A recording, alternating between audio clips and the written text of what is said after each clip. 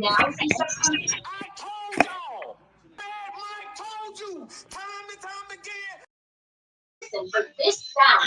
All right, Kev, we live right here. We live right here. Huh.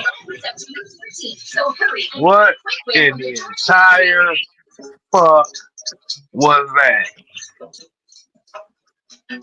I told y'all I was not worried about players. I told y'all from the very beginning what I was worried about from the fucking beginning. I'm kind of blown away, bro. I'm blown away. I am absolutely blown away. I, I don't even know what the fuck. I don't even know where to start, bro. I have no clue where to fucking start. What in the I don't know where to entire start. Every fuck? time we try to do this, oh, I got this faith in this person, this son of a bitch, it never works out.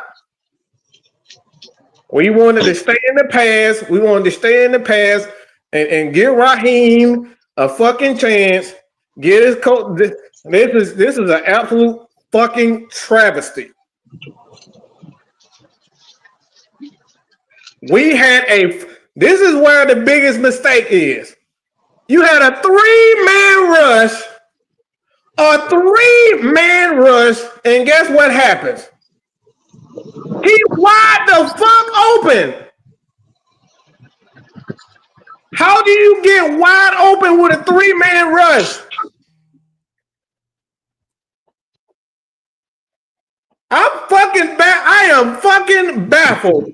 Don't you motherfuckers ever, y'all better not ever in your motherfucking life try to argue with me about some fucking Raheem and his head coaches. I don't give a fuck what type of coaches and none of that shit. Y'all keep that shit to yourself.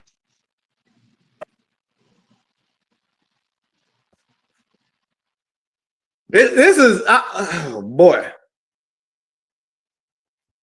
Wow. Who y'all want for y'all next head Wow. coach? Who do y'all want? Who do y'all want for y'all next head coach? I am fucking appalled. So fucking appalled. So y'all Raheem lovers, this is for you. Y'all Raheem lovers, you got the loss that you wanted. I'm telling y'all start that fucking bullshit. That block button is gonna be on automatic, goddammit. You say any motherfucking thing right here on this fucking channel right here about Raheem Morris, you getting blocked. I fucking promise you. No, this is what they wanted. The Raheem lovers wanted culture over wins, so you got it. You got it. Three-man rush.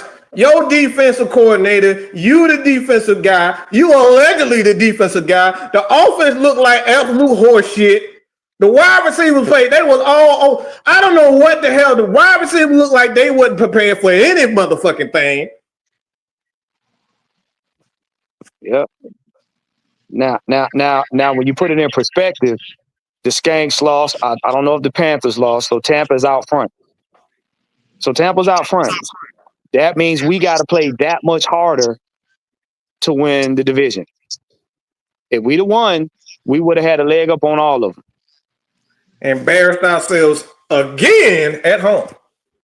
Y'all wanted to relive this fucking Dan Quinn 2000 bullshit, and look what we got. Oh, Jalen Walker played. Jalen Walker was out there. It's just the fact that we came out playing like Ulbricht's defense, and then somehow Raheem went in there and whispered in somebody's ear, okay, start doing the shit. Pull your skirt up just a little bit. Glaze them ankles just a little bit more. Rush, and a man is wide open for the touchdown. A three-man rush, and he's wide open. Yep. This is what y'all wanted. Y'all want culture over the win. Y'all got it. Fucking incredible. Fucking incredible. You got fucking incredible. You got your smiley black face, man, with the little chiclet teeth. Yeah, you got it. Game shouldn't have even come down to a fucking field goal. Nope. You let these men march down the field in a three-man rush and the guy wide open. Wide open. Wide open. I'm seriously calling ICE to have a young hope. Fuck you. Look, fuck Cool. This game shouldn't have never even been in his hands. I truly appreciate you. I appreciate the 49, but Cool, yes, he fucked up. But we had the lead, and you gave up a touchdown and a 3-man rush. So that's about, you got at least 6 to 7 DBs in the game, and you still gave up a deep pass. Wide fucking open. Wide open. Wow. In the entire fuck that I just watched here. You did? I am fucking, look, this is the first fuck. I told y'all from the very beginning, I'm not worried about no players. I'm worried about the defensive coordinator, the offensive coordinator, the head coach. I told y'all that this shit was gonna fucking happen. Yep.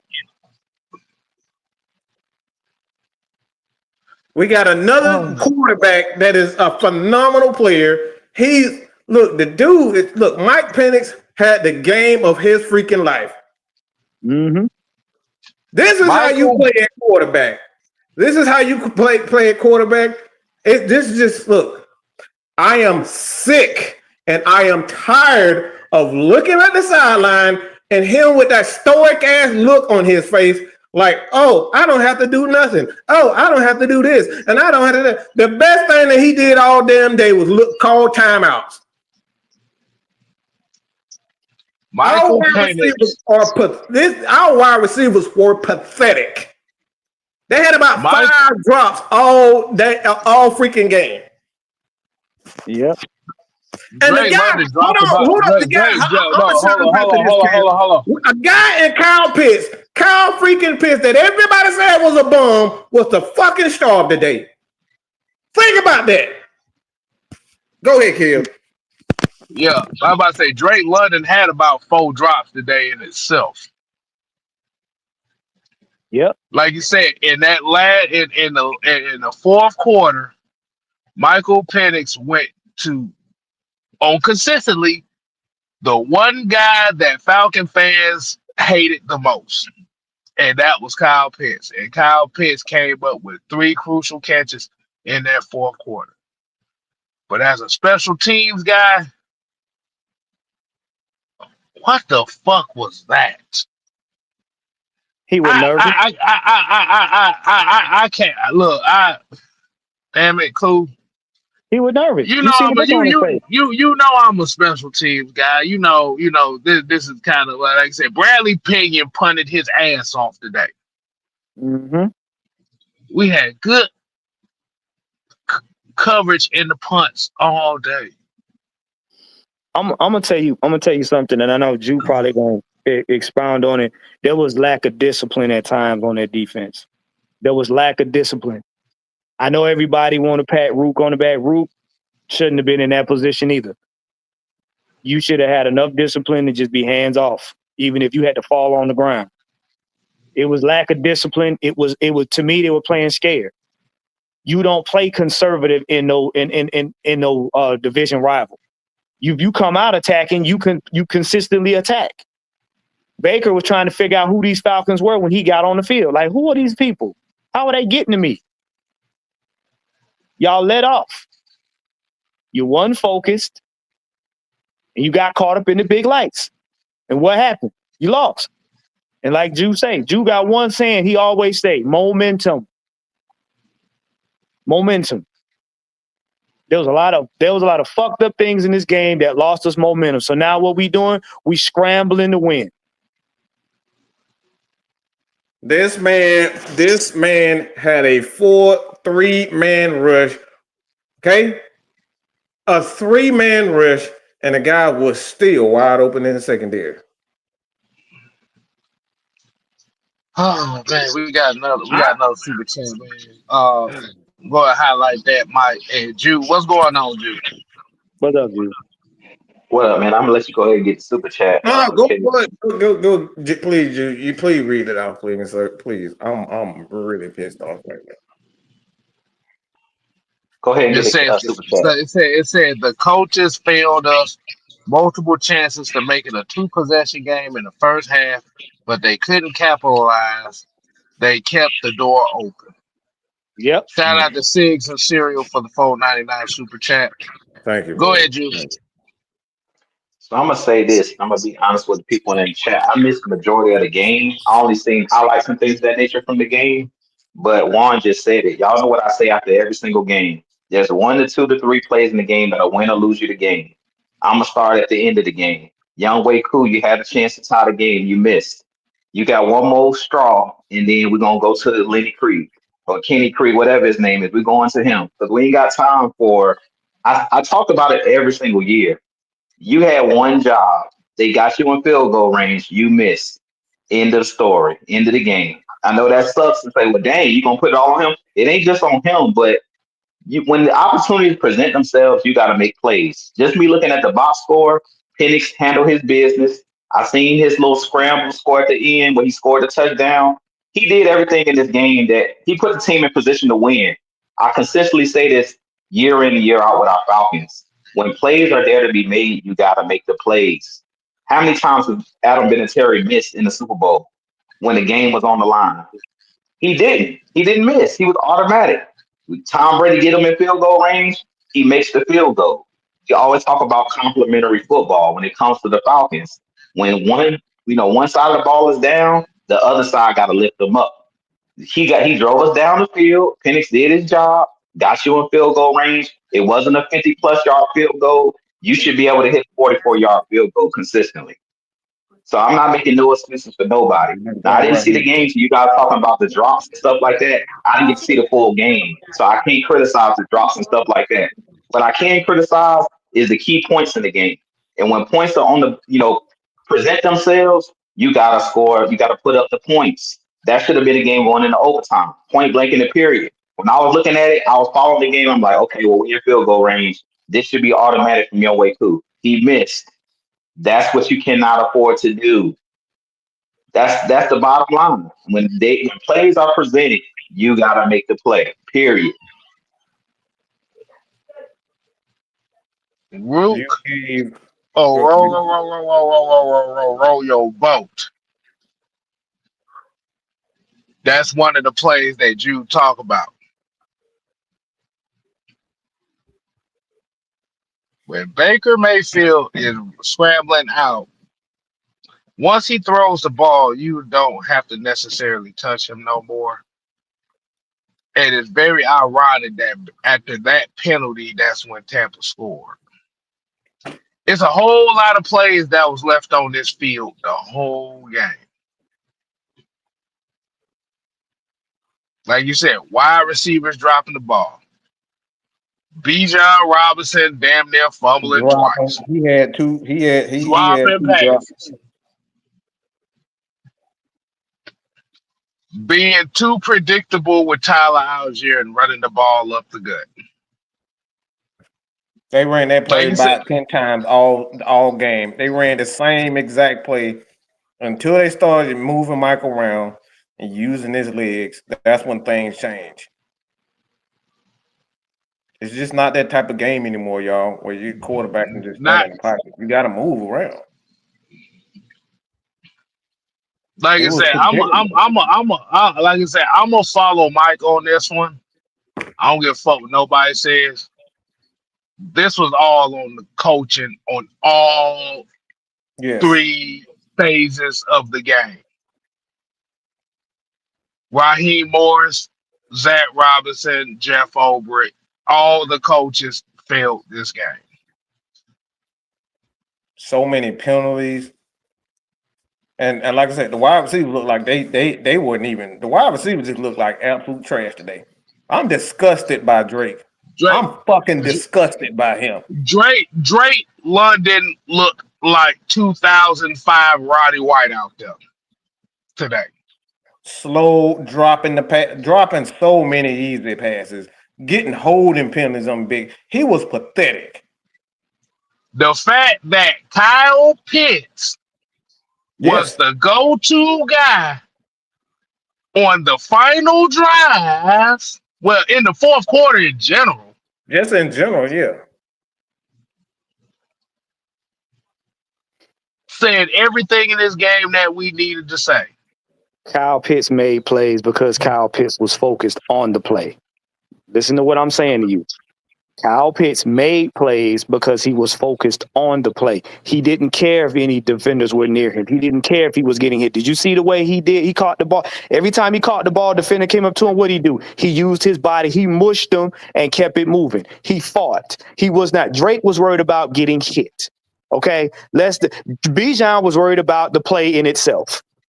They were not focused. This is when I say playing scared, that's what I mean by playing scared. You worried about everything else around you but your job. I'll be honest with you, with Bijan outside of that first drive, Bijan played like shit today. Yeah, he did.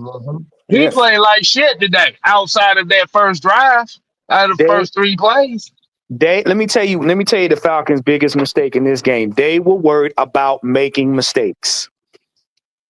That's what that was. Mental mistakes. They were worried about making mistakes, so they made them. I'm gonna have to slightly disagree with you. I don't think it was mental mistakes.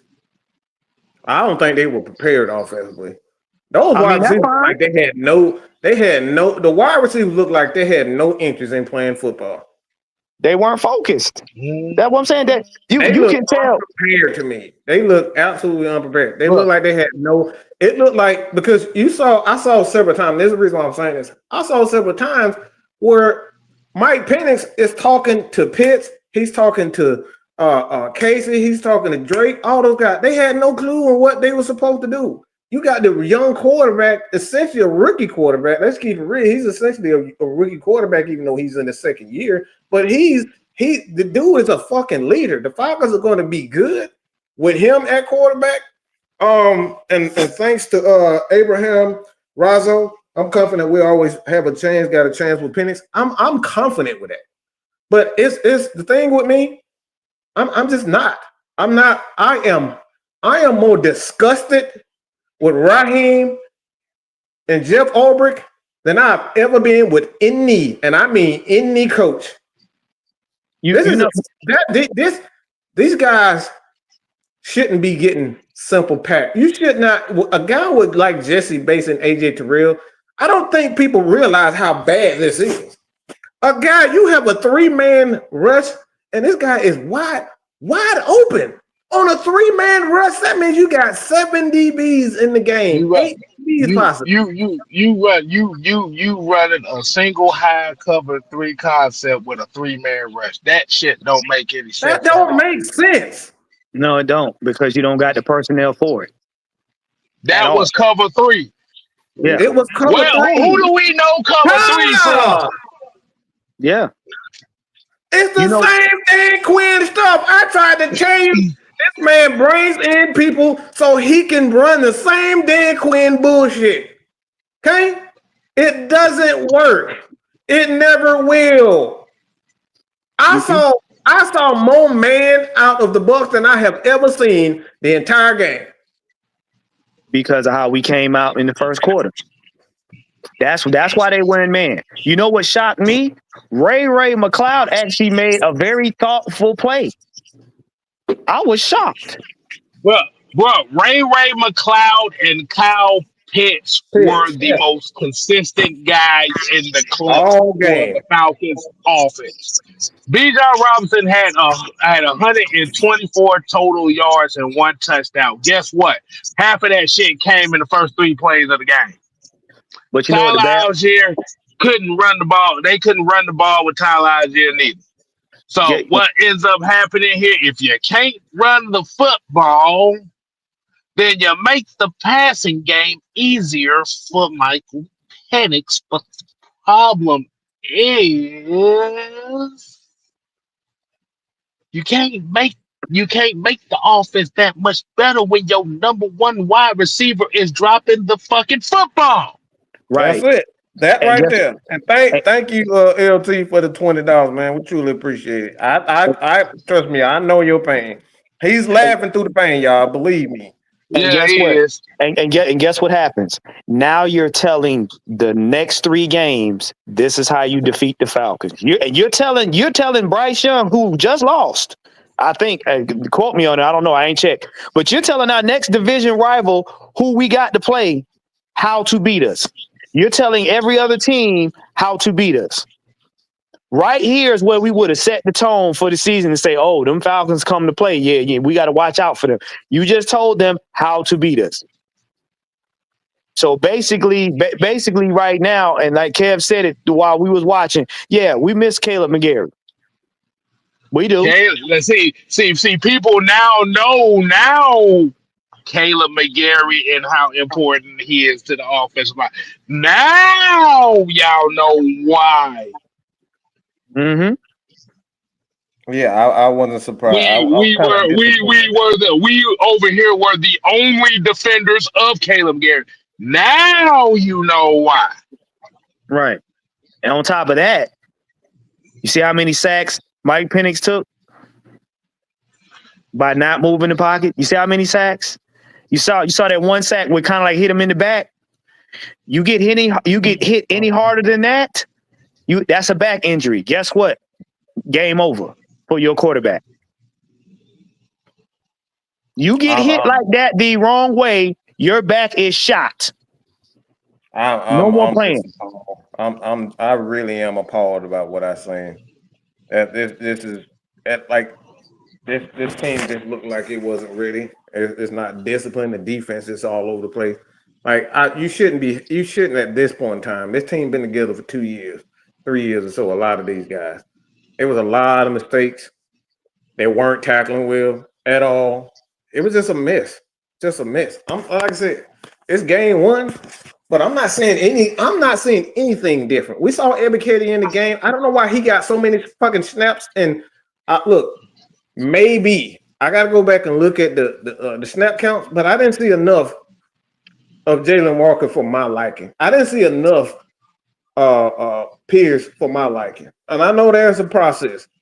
But Ebiketie, he got to stop. This shit with Ebiketie got to stop. He get close to the quarterback and he just he forgets how to play football. It happened all game long. Look, I'm gonna say it like this. We didn't see Leonard Floyd like that. Nope. I'm be honest with you. We didn't even see David Onyemata like that because they had Zach Harrison running his position damn near the whole game. Yeah, and we shout out to Zach Harrison because Zach Harrison did his damn thing. I think you got something to say. Go ahead, Drew.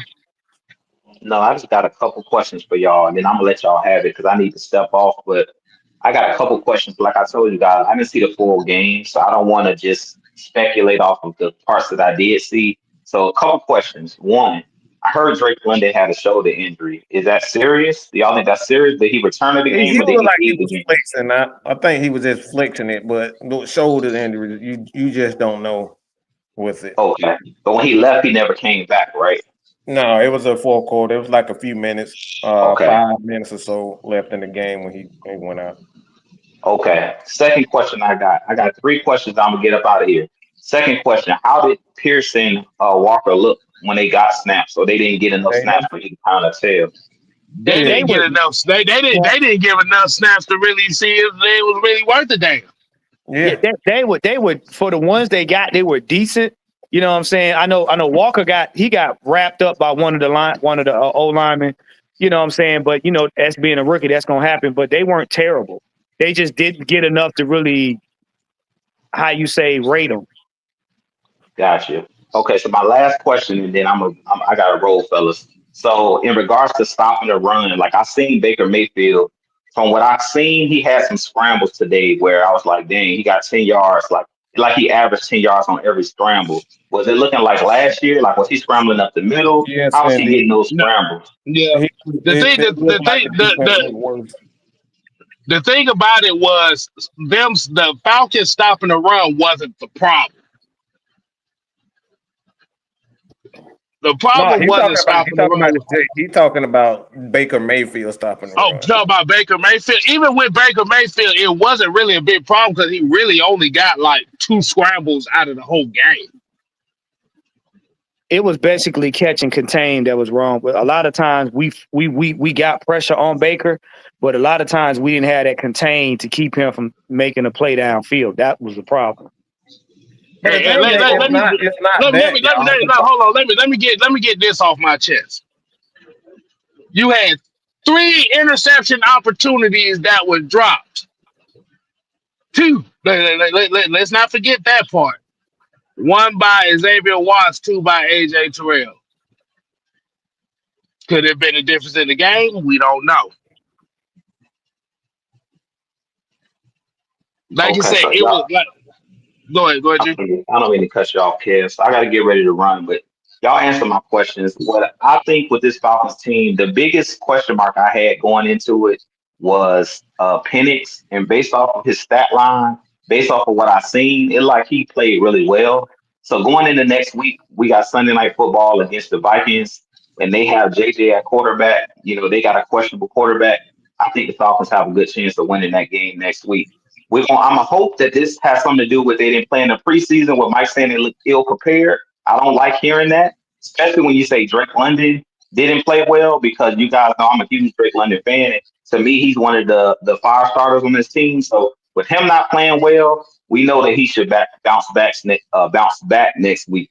But at the end of the day, we still got to do the fundamentals. Missing field goals, like y'all talking about tackling, the stuff that I'm hearing, I don't like it. I'm being honest with you guys, and I know y'all don't like it either, but I'm definitely going to do my analysis, go rewatch the full game so I can get my analysis on it. But from what I'm hearing, I don't like what I'm hearing. Even though it's the first game of the season, what a Coach Unchained always talk about. Even if you're unprepared as players, you got to own up and take responsibility. Drop passes is unacceptable. We've seen that out of CeeDee Lamb dropping passes on that Thursday night game. You cannot, if you're the number 1 dude, Drake's supposed to be that dude trying to get that big contract, drop passes is unacceptable. Yeah, and if we're basing off of next contracts, just the overreaction side of things for the next contracts between Drake London and Kyle Pitts, it make it look like Kyle Pitts may be worth more the money for a next contract than Drake London, just based on the way he played today. Man, Kyle Pitts was amazing, man. Kyle Pitts was amazing. I really truly he blocked his ass off. He blocked his ass off. They would use him as a tight end, and then when they needed him to step up to be that receiving threat, like he was fucking amazing. Like I said, I think we with a quarterback like Mike Penix who knows how to get these guys in the right position. I just love with it. As I pass it to LT, I'm just gonna say this. He'll be back, but I'm just say this. And like I said, I'm disgusted by our coaching staff. I'm disgusted. There's nothing about these guys make me comfortable whatsoever. Nothing has changed. This team looked like exactly what it did last year, and that's disheartening. We're talking about day damn one, Gina. Day damn one. This team looked exactly the way they looked last year. Good quarterback play, and then the defense. When you need them to make a stop, they can't make stops. And then you got Young Wei Koo missing field goals. Riley, whatever the hell his name is, missing field goals. This is the exact same thing we had last year. Nothing has changed. That motherfucker looked like Riley Patterson today. Hell, the field goal he made. The field goal he made before, he doinked that bitch in there, which scared the hell out of everybody. Like, oh Lord, please, hopefully that's just an anomaly. That all of a sudden this motherfucker kicked from the left hash mark and missed wide right. Mm-hmm. I don't get it. I don't get it, man. LT, what's going on, man?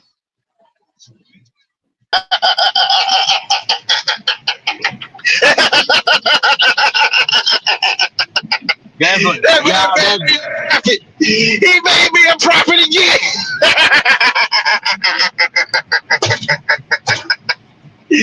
What That defense look exactly the same. You know what? Before you go, LT, I want to say this, and Mrs. Styles pointed this out when we watched the game.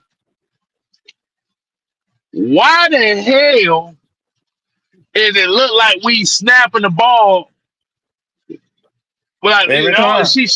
Yep. She was saying like, why does it seem like that the game when we was getting the plays, it was like less than 10 seconds left on the goddamn clock. What was going on with that? Coaching. That's why I said. Go ahead, LT. Go ahead, my bad. I was just gonna say coaching. Like I saw that too, and I was asking questions, but I was like, I don't know. Maybe they done incorporate some of that Kyle Shanahan offense into our offense this year. Don't know, but that's exactly what it looked like. And that was coaching. You can't get the plays in, and your guys don't. It's like Penix have to decipher the defense in a timely fashion. But that you're not doing your young QB any favors putting that type of pressure on him. Now, kudos to Penix for actually making the most of the situation. For me, what Penix did in this game, he raised my confidence level in him. So I'm getting more comfortable with him as my franchise quarterback as he continues to play. But that coaching staff, oh God! Let me get this in right quick. Dirty Bird. Nobody said about you got to hear what we talked about. Okay. Nobody said this. This is not the same team. Okay. Let me rephrase that. This is far. All right. This is not the same team. This is not the same personnel. The personnel is different. What we saying, it looked like the exact same plays, the exact same moments in games. It looks exactly the same. Like the coaching, when you have that problem, when the team looks exactly the same and they're making the exact same mistakes and the exact same offense, like this is what we had last year. We had that same issue last year where guys they were dropping passes. The offense couldn't run the ball at times. It's two things that I'm really disappointed in. Really disappointed in. I don't think that defense with Jeff Ulbrich has changed. I don't see anything different. I really don't see anything different. Yeah, I like Divine Diablo was amazing. No, Divine Diablo was absolutely amazing in this game. When I say that it's the exact same, it's not personnel, my boy. This is one of the better talented Falcons teams we've seen probably since between 2016 and 2018. But when I say the same, is exactly the coaching. Like the play, like you said, moments in games where you feel like, okay, if we convert here, it shows there's a different side of us. It literally was the same thing. I don't watch that. Remember when we had Ito Smith playing running back for us, and they'll run like a dive play with Ito Smith up the middle. That's not me again. You heard that's not the linebacker LT. What his name is? Who does the commentary? He said they ran that same play about 15 times in the first half, and they kept trying to do it. I tweeted that when he did that on the goal line, and Bijan got stuck. No, was it Bijan or Jonathan? One of them got stuck.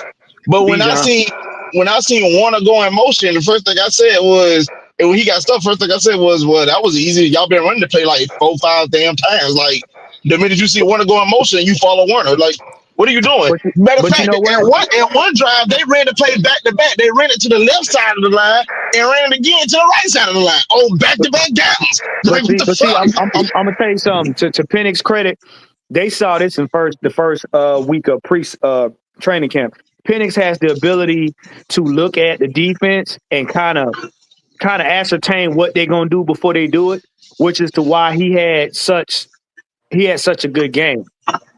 He was able to sniff out what they were able to do, but the players around him weren't able to capitalize on that.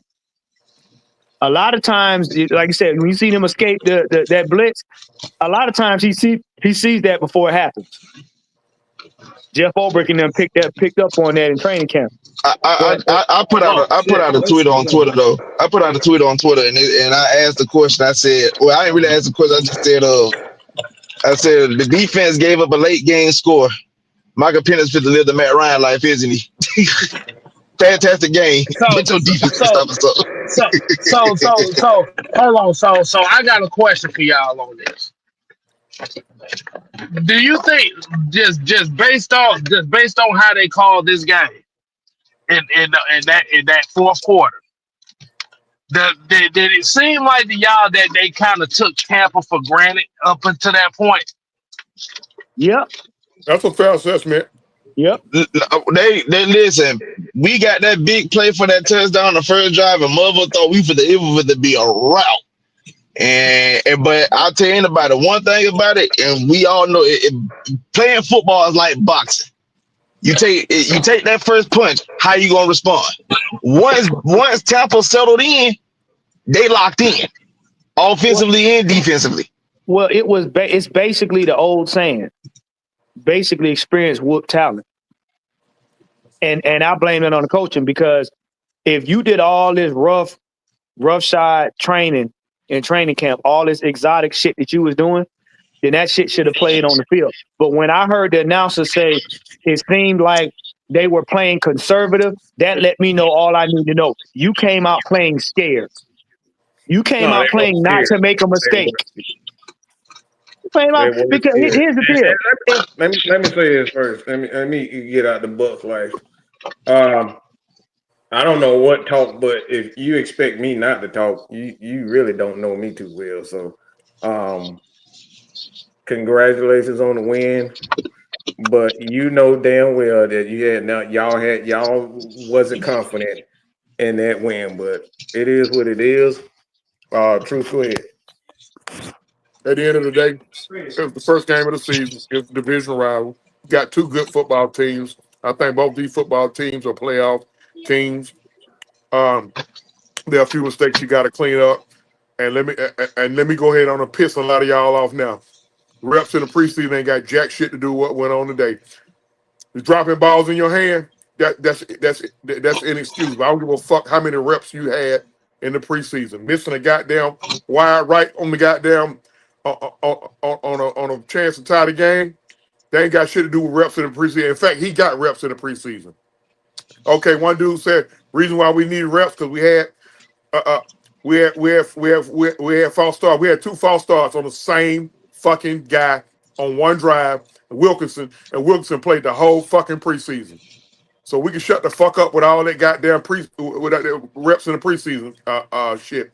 We scored in 3 plays on offense.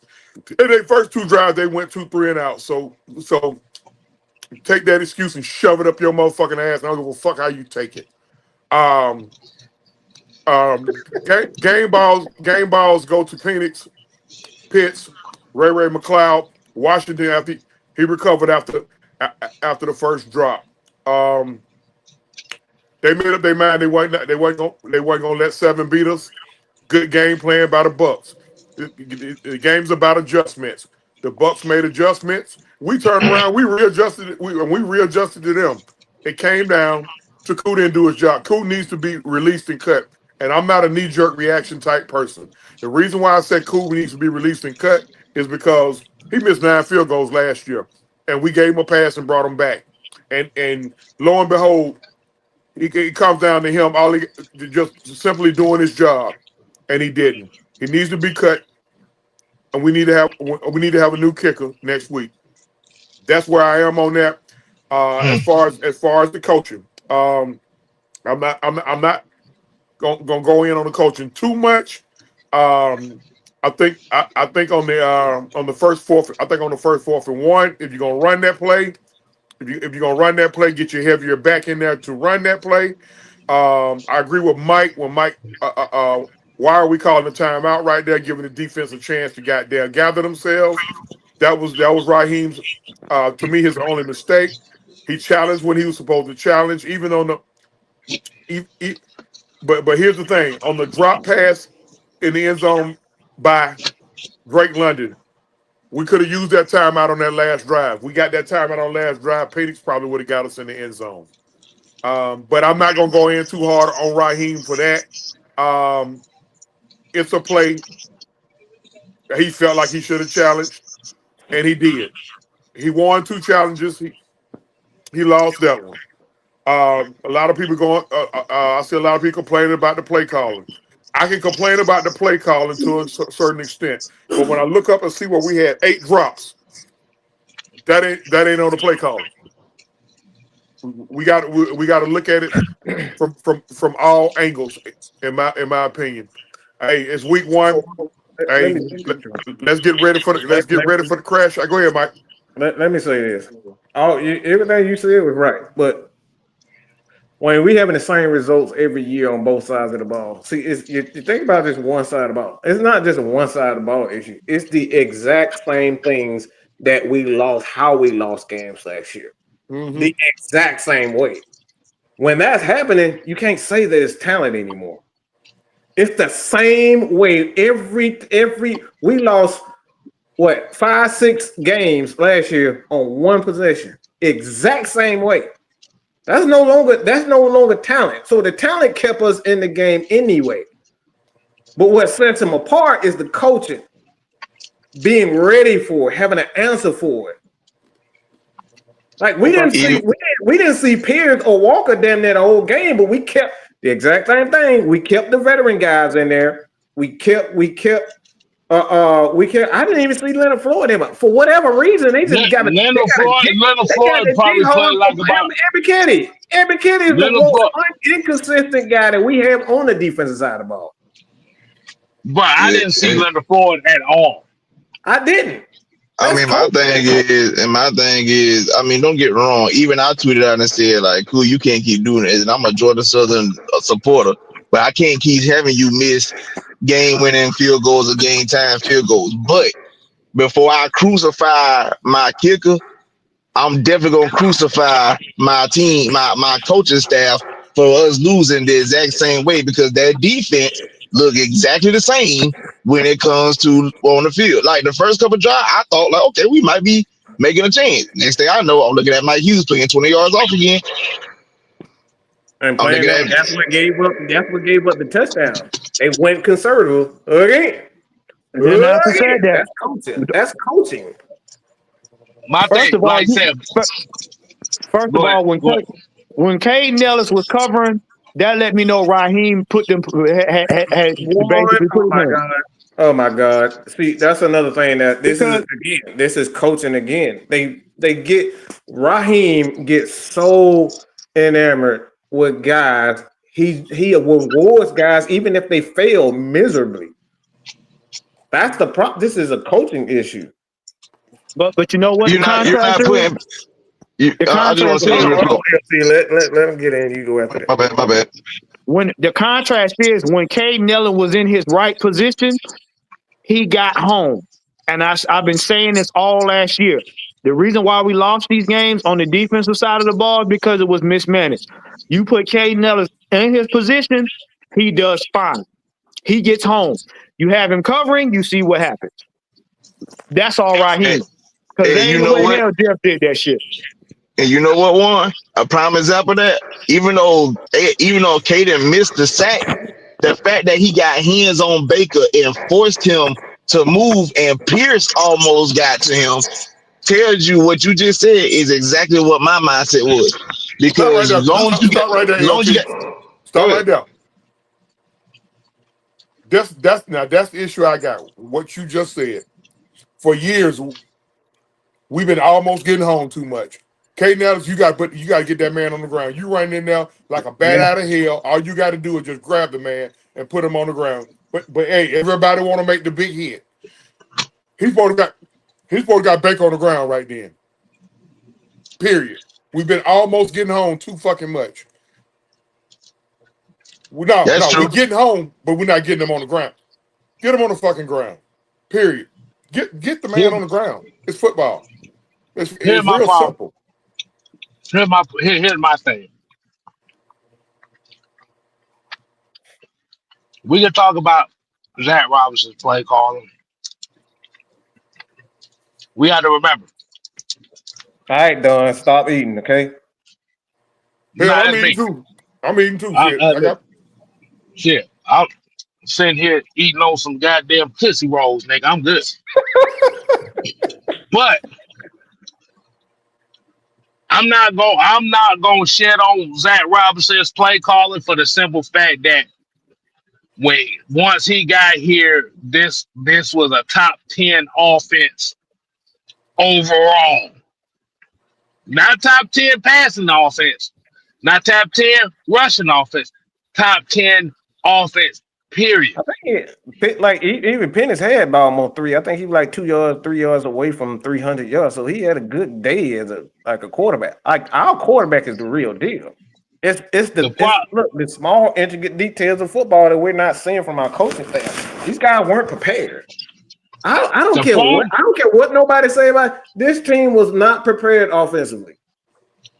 And he said, this is the part he said he's not a defensive guy. He said that. Raheem said, so if the offense dropping passes, jumping off sides, false start, like these are things. It wasn't too many holding feelings, and that was a good thing. I thought they did good. I was absolutely amazed by how good Newsel was as a center. Yeah. He pretty much handled I'm about to say DeMarco Pico, DeMonte Pico, but whatever the heck his name is. Vita Vea.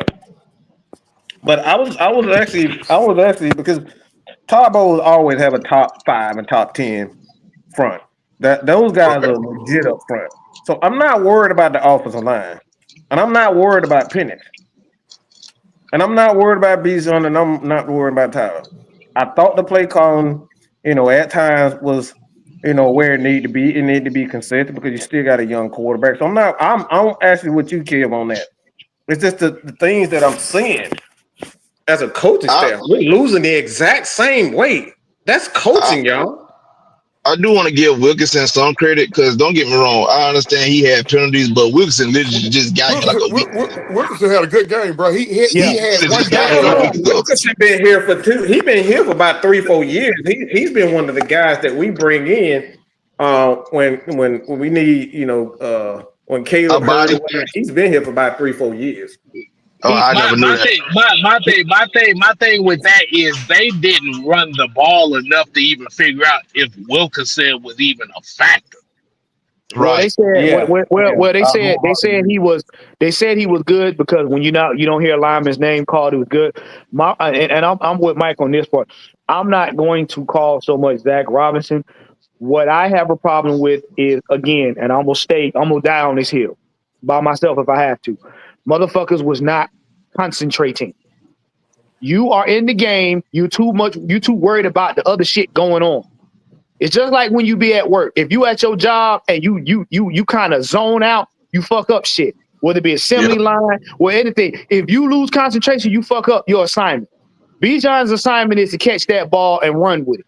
Drake's assignment is to catch the ball and run with it. Them the two that had the most drops. They were not focused because they were worried about the shit going on around them. Look, think about this. You had 8 drop passes offensively and 3 drop interception opportunities on defense. Yeah. So in total, you had 11 drops. Right. And I'm going back to Kyle Pitts. And I'm gonna go back to Kyle Pitts. Wait a minute, y'all. Hold on, wait a minute. I gotta confirm to see it is, but we're gonna start kicking it down because we got the AFN crew. They're gonna be doing so everybody gonna get their takes. But I want to confirm this before I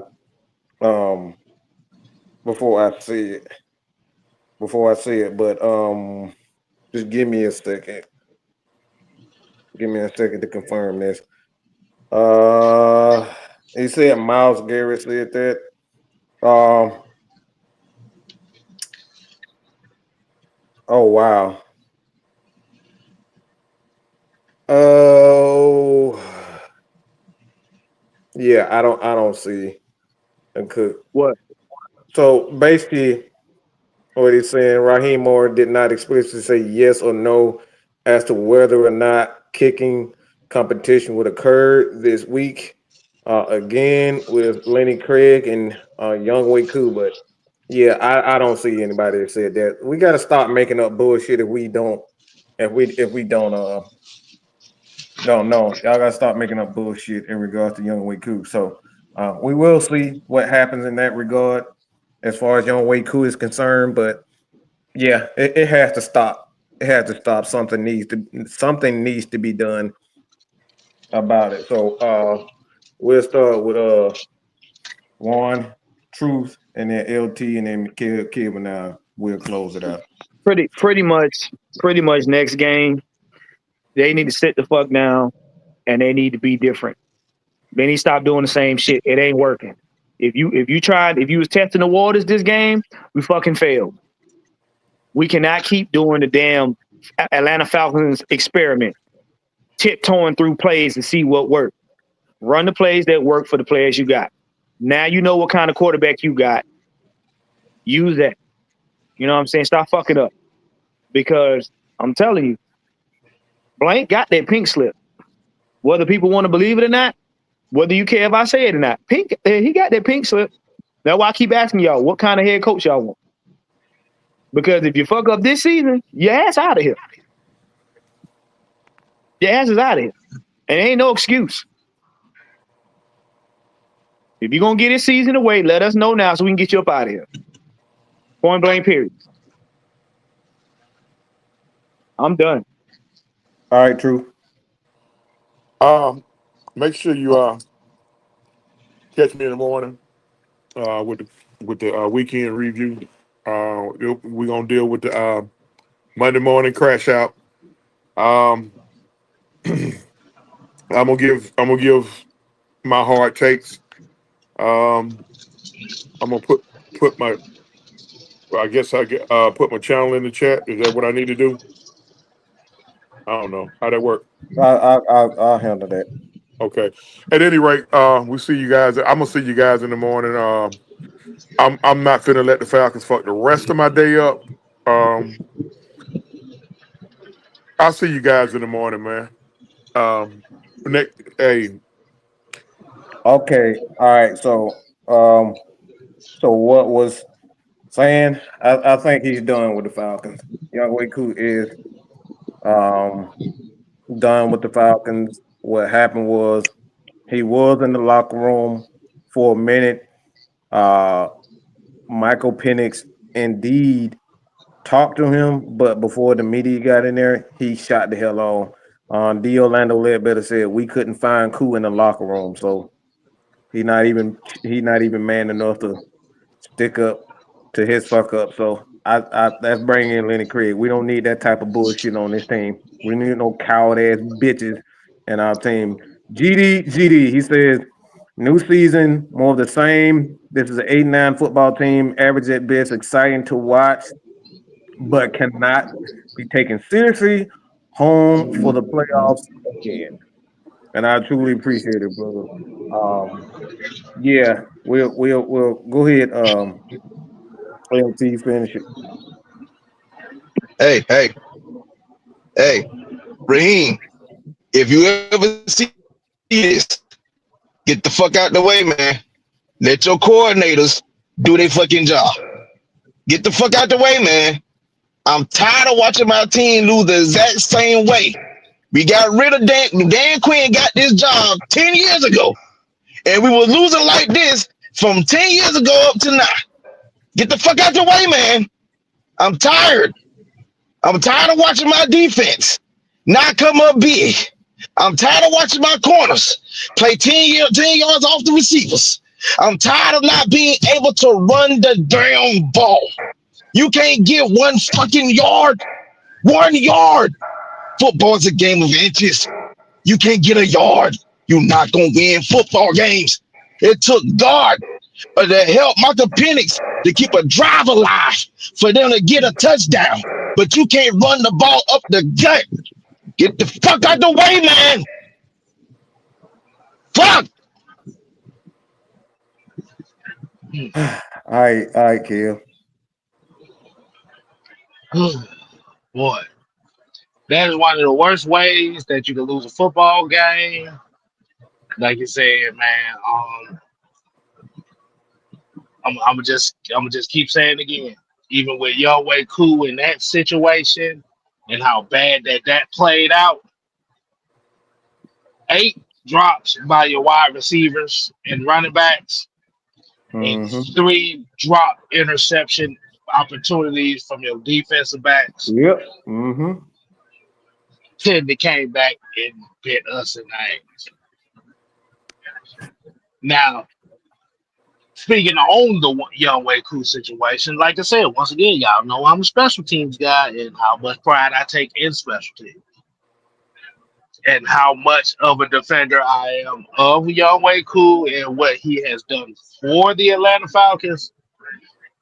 Like you say, if that is true, that he feels like he's out of here or he doesn't want to face the scrutiny of losing the game, hey, I'm like this.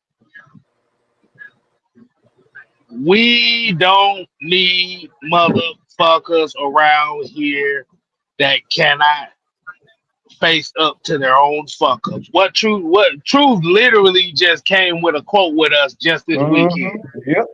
Face your failures. Don't run away from them. Yes. That's cowardly. We don't need cowards on this team. We got You enough missed the cowards in the field. fan base. You missed the field goal at the end of the game. Okay, yeah. What? Yeah. You're gonna get criticized. You're gonna be crucified, and the people like me that support you are gonna get crucified. But if this is one of those cases where you feel like you're going to be out of here or you're going to want to be gone because of facing said backlash, this team doesn't need that type of energy. From the Is way, Lenny Craig? Is that like you said? Will Lenny Craig be a kicker in the future for the Atlanta Falcons within the next few weeks? Possibly. But the thing about it is with Younghoe Koo, it don't matter about the drop balls, the dropped interceptions. The criticism is going to come from the last play that wasn't made, and that was your kick that went right wide. Right. And I'm gonna be honest with you. I seen on his face before he kicked that ball, he was not sure of himself. If you go back and watch the film, you watch Koo's face. Koo was scared shitless. Why? Because you still worried about how you performed last season. I study people for a living. I'm telling you what I know. Koo mind was in 2024 and his body's in 2025, and that's the result of it. And I'm going to revert back to Kyle Pitts. You can tell when a player is focused on the assignment by how they play, their body, how everything goes. Koo was not ready to make that kick. He knew he wasn't. If y'all got more questions out here, I'm sorry, everyone, but if y'all have any more questions, AFN is going to start at 6 o'clock. So if y'all want to throw some super chats in there to extend the time for a little bit, we'll do that. But yeah, go ahead, Will. I'm sorry. Yeah, no, it's a lot of these players. I said it 2 or 3 shows ago. I said what you want is the players got to want to win more than the coaching. But what you want for your rookies is to make sure that they don't get caught up in the big lights when they get on the stage. It's a whole different thing when you out there training with your buddies at training camp and in preseason games, because you know it don't count against you. When you know that if we don't win this game, it's gonna count against us. That's a whole different mentality you got to deal with. And a lot of them had mental fuck ups because they was not here. All this hype around the game, but no focus in the game. So I hope this ass whooping loss that we got will translate to when we play the Vikings. Because I'm telling you, to give y'all a snapshot, literally we would have basically right now we'd be running away with the division. Right now. We shouldn't wait till everybody decide to get their stride and want to try to pick up. So I know this game won, but they got to do better. They ain't get no mercy on this because they could have won the game. You know what the fucked up part about all this shit is? You wanna know what was fucked up about this game? What? These Falcon fans want to talk so much shit about Kyle Pitts and how much he didn't Yes. get the Yes. yards. Right. That in the closing moments of the game, Kyle Pitts was the most targeted guy in that situation. And Right. and the guy that everybody loved, which was Drake London, didn't come up with a catch when they needed it the most. I'm gonna be honest with you. Ty Bowles did one thing that was diabolical. Ty Bowles said, "Okay, Pitts is a given. We gonna focus on making sure after Bijan made that touchdown, they said that's who we gonna stop this game. And Drake London, we gonna keep him from going off." To them, Ty Bowles didn't. To Ty Bowles, it didn't matter if Kyle Pitts got the ball. Let me tell you what I'm saying. This is why I'm saying other teams are gonna learn how to beat us. Ty Bowles didn't care if Kyle got the ball because they had already had their mind made up. We are not gonna allow Bijan to get another touchdown in this game. We are not gonna allow Drake to go off. They made their mind. That was the adjustment that was made in our face, and ain't nobody talked about it. Because when Kyle got the ball, I'm like, damn, ain't nobody paying him no attention. And then I'm gonna tell you, other teams are gonna watch this shit. So don't be surprised if the next couple games they try to stop Bijan and don't give two shits about Kyle Pitts. You heard it here first.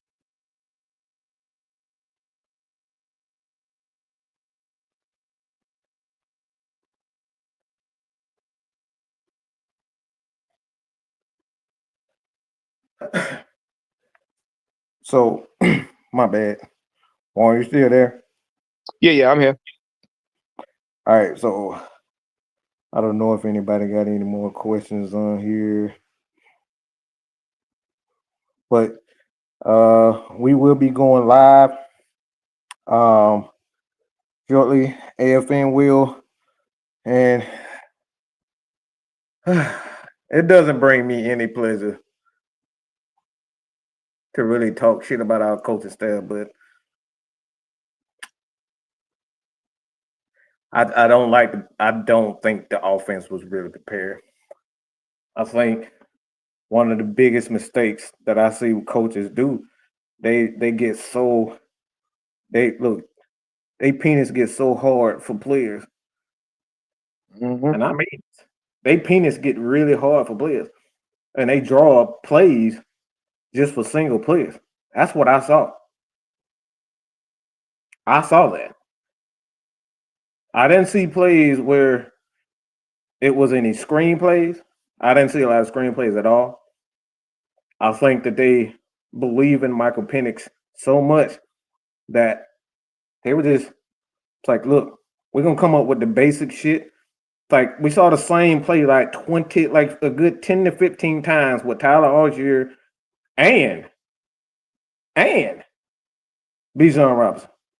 The same play.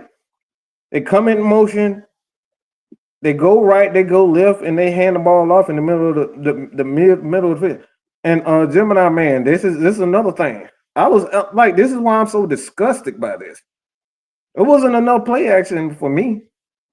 The Right. traditional play action, the play action that we talking about, yeah, it's the play action, whether it's bootlegs, wasn't enough it wasn't enough movement in the pocket for me with a guy like Mike Penix. And the thing, looks, man, telling y'all, this Mike Penix this dude is a star. Okay, this guy's a star. He's a freaking star. And the pistol is fine. The pistol is fine, y'all. I don't think I have a problem with the pistol. The thing is, it's not enough movement when you're in the pistol. They just stand there. This is the exact same playbook with Kirk Cousins. But the thing is, when you have a guy like when you got a guy like Michael Penix, you should want to move the guys around in the pocket. Move, go. It wasn't enough boundary plays for me when it comes down to Mike Penix, because he has that ability to escape out of the pocket. But you know what, Mike? Maybe this loss is a good thing, and I'm looking at it like this. Now the league has seen. Now the media has seen. Now the team has seen. Your quarterback can make a touchdown if you want to. So now you got to go back to your playbook and open it up. You know what I'm saying? Because you know what I truly believe in the psyche of it. They thought that this was going to be like a Kirk Cousins type game where Michael Penix was just stuck because the announcer was like, well, he doesn't really like to lead the pocket. Well, you got to give him plays that forces him to lead the pocket. That's what he can move, but you got to give him that. But the fact that he had to go and make touchdowns to try to stay in the game, now you can't be conservative anymore. You got to get his man plays where they move. We didn't see no wheel routes. We didn't see none of that. Nope. And that's the problem. If you'd have switched it up, you already had the defense confused in the first couple downs of the first quarter. All you had to do was consistently do that. Todd Bowles and them didn't know what to do. They didn't. No, I don't think Pitt. I like the thing is too with Kyle Pitts. Like Bowles don't have a fucking clue how to guard that man. No. He's been tearing their ass up for the last couple of years since he's got in the league. Kyle Pitts is the real deal. He just needs a better offensive coordinator, a play designer, and he finally got a quarterback. Like I said, I am absolutely blown away by Michael Penix and his ability to throw the ball. This guy's gonna only get better. And like I said, the dude can actually move around in the pocket, y'all. That is amazing. First of all, this young man slipped out of a blitz. Then he stayed in the pocket even though it was collapsing around him and still made a play. That shows you how laser focused. He can sniff out plays before the ball is snapped. You get on one accord with your offense, there is nobody that's going to be able to stop you. And that's why I was surprised at the plays, because he wouldn't have held the ball as long as he did if everybody was open. This is why Todd Bowles went to man. He went to man coverage because he forced Penix to hold the ball so they could tee off on him. This is why I say experience beat us, but we beat ourselves first. Outside to the run, outside to the left was so predictable. It's such a bad play call on fourth down and pistol where the Bucs sniffed. The thing is, it wasn't the pistol that was the problem. The problem is, even when they was in shotgun, they kept running the same play. Even when they was in base formations, it was the exact same play. They just ran the ball right at Vita Vea. And like I said, it was a dumb game plan from the very beginning. And like I said, it relied too heavily on Michael Penix's abilities to throw. And he's still a young guy, but it was just a dumb game plan. I don't think these guys were prepared, man. And Zach Robinson, coming from where he comes from, he should know better, because number one, the one thing that's good about the pistol is the pistol can give you you can get different plays out of it with the same look. The problem is you didn't utilize it. Number one, you don't run at Vita Vea. That's like running at a brick wall. Up the gut for Tampa that's not the area. That's the area of strength. When you saw Bijan cut to the outside, that you kill him on the edges. You kill them on the edges because their defense has to spread out. We don't have Caleb McGarry that can open up the hole on the right side, so Bijan can run through. So what you got to do, you got to adjust it. But you don't run him up the gut. He's not Tyler Algier. He's not a bruiser. And Tyler has with less weight, he's a bruiser, but not against Vita Vea. No. You keep them guys to the outside. You make their defense chase you. You don't make them bunch up. Yeah, I'm like I said, I'm just appalled. I'm kind of disappointed. I'm disappointed for the simple fact that we're just seeing the same. I'm just seeing the same play. Just seeing the same play. And I'm just talking about defensively. Offense, we'll get that together.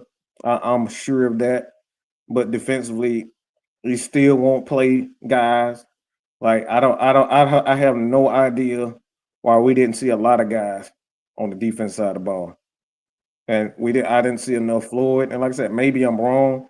I hope that I'm wrong in that regard as far as the snaps that everybody get, but I didn't see a lot of I did not see a lot of Leonard Floyd. I didn't see a lot of Walker. I didn't see a lot of uh Pierce. I'm just kind of disgusted. I saw way too much. I saw way too much on the Ibikitty in key situations, and that's just disgusting to me. It's disgusting. Leonard Floyd is a better player. We don't even know what we got in Walker and Pierce, but we just playing on Ibikitty like he's a 8-time Pro Bowl or something, and it's just too much. And this is coaching. Yeah, I think they got comfortable. What happened is after that first run where we played balanced football for maybe like 7 minutes of the game, I think what happened is because if you looked at how our defense came out, everybody had the same mentality, attack. So we attacked on offense and we attacked on defense. Then what happened is, this is how I know Raheem got into it. You got comfortable, so you took the guys that made the difference out. My God. And put the guys in. Yeah, you put the guys in you were comfortable with. Yeah, you start. I saw him. I saw him actually talking on the headset, y'all. So he got involved with that defense. Mm-hmm. He got involved again. This is the thing that we talking about. Like the most pathetic aspect of this defense that I saw is that you rush 3 in a key situations. I don't know why defensive coordinators and coaches always do that. You play 3. You rush 3 guys. Why are you rushing 3? That hardly ever. You giving the quarterback. Baker Mayfield is a good fucking quarterback. He's a great quarterback. He may not be elite, but he's a great quarterback. You giving him more time in the pocket to make decisions. That's not smart, y'all. That is bad coaching. I've said it many times. If you look at the game, Baker Mayfield, when he can't make a throw, or when Baker Mayfield misses too many throws, he gets frustrated. Quarterbacks like that, when I see you get frustrated, I'm going to put my best pass rushes in, and I'm going to frustrate you the entire game. Why? Because I know you're going to throw wild passes that my safeties may pick up. My corners may pick up. That's the whole thing. And when I saw Baker getting frustrated, I'm like, good, keep it going. We let off the neck, and you went into that soft zone again. Mm-hmm. And then what? But now the fortunate thing is, that we didn't allow them to dink and dunk. Because if Baker had been dinking and dunking, the score would have been far worse. Mm-hmm. I love Diablo. That boy is very good. I love what I saw from him. That boy is really good. So you got a question. Even though it's the first game, do you guys think Dahlman run blocking? No, I'm fine with the running game. The thing is, the running game will get the thing is what you got to understand with the running game with the Atlanta Falcons, it's going to be that much more dangerous because you got a quarterback that can move around. So even we ran the ball, we didn't run about. And like I said, this is a Todd Bowles defense. He's a legendary defensive coordinator. He is very good. So I am not disappointed in this Atlanta Falcons running offensive line, not running the ball well, because that's he blitzed all game. We didn't have a lot of gaps. No. So that's another reason why we didn't run the ball a lot. Because they had every gap. They was blitzing at least 5 guys. Almost every play. Todd, and not to cut you off, Mike. I said this 3-4 shows ago. Todd Bowles likes to blitz, and I said he's going to blitz for one purpose: to test your quarterback. Because in the first drive, when he seen that they weren't getting home and Penix had a lemonade stand back there and was throwing, he was like, we can't keep doing this because Penix, we'd have put up 21 points on them before they knew it. So what he did was he said, okay, we just going to blitz. I'm just going to switch it up. And what happened is we got predictable in the run game. See, the one thing about this offense is to get Bijan and Tyler going, you got to get that rhythm. Once that rhythm is established on that run game, it's hard for any defense to stop it. It's hard, but Ty Bowles is smart enough to know, okay, we gon' they crowded the box. They forced Penix to throw to see if he could throw. And then what he did was he said, oh, okay, so I know you can throw now. We're going to get it man coverage. So we're going to force you to hold the ball long enough for us to get to you because he knows Penix can get the ball out in less than 2 seconds. He knows that. So he did exactly what he was supposed to do. I'm going to force you to hold it. Either you're going to hold it or you're going to run. And I'm going to blitz you. That's all he did. It wasn't nothing extravagant. It's just experience beat talent. And our coaching allowed them to beat us. Like I said, most teams don't have a V in the middle of the field. And like I said, that comes with the territory. So I am not upset with our offensive line because, like I said, this is a Todd Bowles defense. It's those moments what I was talking about with this with the calls. It's like when you look, I see it like this. I don't care what you do. I'm going to beat you with my best players. I'm going to play my best players. If I win or lose or don't, I'm going to put my best players out there in crunch time. Okay? In crunch time. If I win or lose, hey, you just a better team. And I don't think we did that. We didn't see enough of our best players in those situations. And that's what my thing is. So I'm like I said, man, we're gonna end it right now. But we appreciate man for joining us, man. Like I said, didn't go our way, but we got all week to talk about it. And that's all I got to say about that, man. That's all I got to say about that. Y'all enjoy the rest of your coach. Them will be on in 15 minutes on Atlanta Falcon Nation. So y'all head over to Atlanta Falcon Nation. We got some other people that's probably I don't know if Smith is still on, but y'all can head over there. But this coaching got to do better, man. This coaching got to do better. We had this man was 2 yards away from a 300-yard game, our quarterback. So we know this dude is a stud. This coaching got to do better. This was terrible. And that right there is the bottom line. Because Mad Mike said so. Peace. Later.